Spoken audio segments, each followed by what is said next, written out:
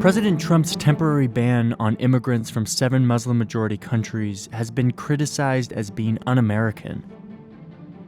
One of the people who was detained over the weekend was a 5-year-old who was detained for hours, separated from his mother, who's from Iran. But the ban is also having an effect on American military strategy in the Middle East. Instead of protecting the U.S., Republican Senators John McCain and Lindsey Graham are warning that the ban could be a self-inflicted wound in the fight against terrorism. It was obviously rushed out, but no effort was really made to consider what the strategic impact was in any of these 7 countries. This is Tony Cordesman. He writes and advises on military policy, not immigration.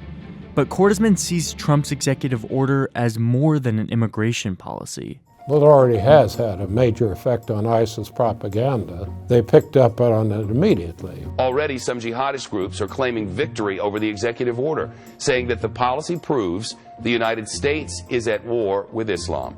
They're calling President Trump's action the blessed ban. The policy plays perfectly into ISIS's most vital narrative, that the West persecutes Muslims, and that it is a holy duty to fight back.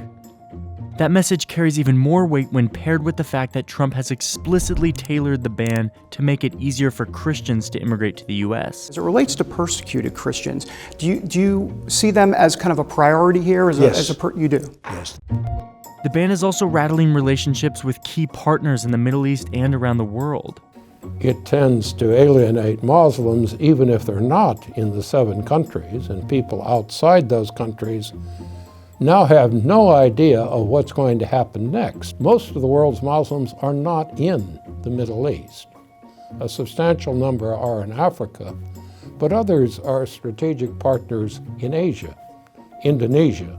India is a country that has a very large number of Muslims. Iraq is one strategic partner that is bearing most of the burden in the fight against ISIS and has lost thousands of soldiers along the way.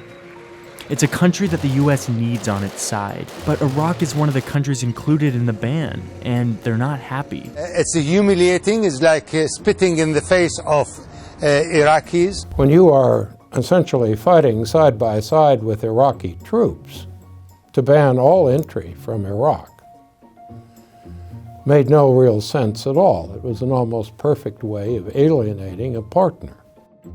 In 3 other banned countries, Libya, Somalia, and Yemen, the U.S. has a small military presence to monitor terror groups and conduct counter-terror operations. And the impact, the message you are sending to all of these countries is that regardless of who they are, how much they cooperate with the United States, they're going to be excluded. The U.S. also counts on a broader coalition of security allies for intelligence sharing and other counterterrorism operations.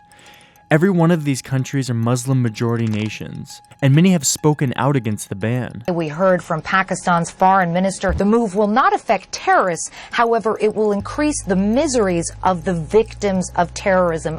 So in many ways, you've taken a threat which gets an immense amount of media attention, but actuarially produces almost no casualties.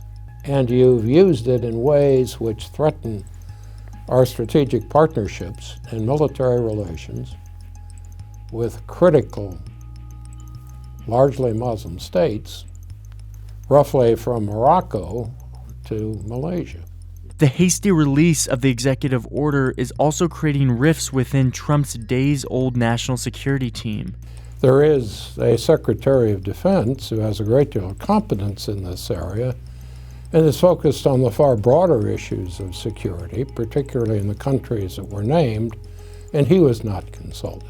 Secretary Mattis reportedly saw a draft of the executive order just hours before it was signed. Trump gave him no input. This may be because 6 months earlier Mattis said publicly that a Muslim immigration ban would, quote, send shockwaves through the entire international system. And he was right. Trump's ban didn't just affect the people emigrating to the United States from 7 Muslim-majority countries. It is having a much broader negative effect on the security partnerships that the U.S. depends on in the Middle East and Asia, a network of relationships that is not easily repaired.